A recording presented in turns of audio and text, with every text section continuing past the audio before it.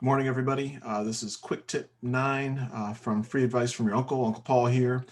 Want to talk again about jobs and LinkedIn. I think a big thing that you can do to help network is to either start a group where you have subject matter expertise, even if it's a hobby and you want to start a group there and invite folks that you know or connect with other folks of similar groups, or join a group and then provide relevant content there in those groups as well.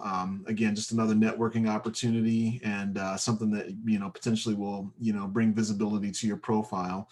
So just something to think about, something that's really quick and easy to do.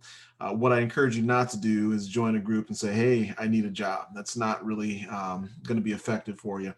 But again, I think this is a quick, easy tip for you to do, and something that if it's a hobby of yours, should be easy for you to provide additional value and content, and then again, potentially get your profile noticed. That's it. Happy Monday. Have a good one. Hope it goes by quickly for you.